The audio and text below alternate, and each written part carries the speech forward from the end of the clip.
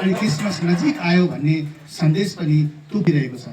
त्यसकारण चाहिँ आजको दिन चाहिँ हामी सबै मानिसका लागि येशू प्रभु चाहिँ हाम्रो मुक्तिदाता र उद्धारकर्ता भएर यस पृथ्वीमा पवित्र आत्माद्वारा गर्भधारण भएर ज्योतिको रूपमा चाहिँ यस पृथ्वीमा आउनु भएको दिन चाहिँ नजिक आउँदैछ भनेर डिसेम्बर 25 तारिकलाई हामी घोषणा गर्दैछौँ।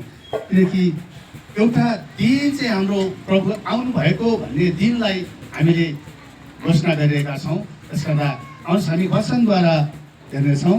हामी लुकाको 2 अध्यायको 10 पदलाई म कोट गर्नेछु। लुकाको पुस्तक 2को 10 यहाँ लेखिएको छ, आज दाउदको सहरमा तिमीहरूका निम्ति एउटा मुक्तिदाताको जन्म भएको छ जो ख्रिस्ट प्रभु हुनुहुन्छ। आमेन। साँच्चै नै यो घटना चाहिँ येशू चाहिँ जन्मने समयमा चाहिँ सबै मानिसले चाहिँ त्यो मरियमलाई चाहिँ पीडा भएको समयमा कसैले पनि ठाउँ नदिए कारणले गर्दा येशूलाई चाहिँ गोठमा पुर्याए।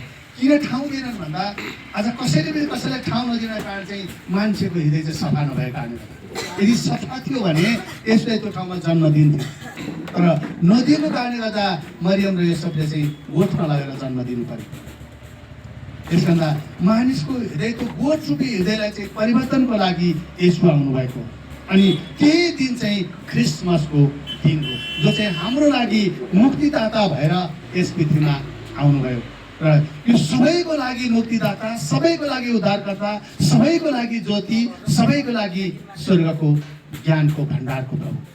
यसभन्दा राजाहरूको पनि राजा हुनुहुन्छ, संसारको राजा छँदैछ, तर चाहिँ स्वर्गको राजा चाहिँ येशू प्रभु हुनुहुन्छ।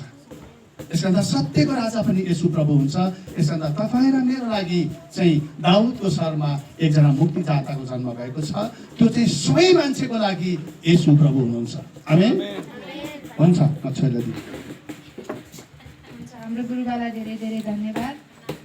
हुन्छ यस समयमा चाहिँ स्वेच्छाले भेटी खाममा राखेर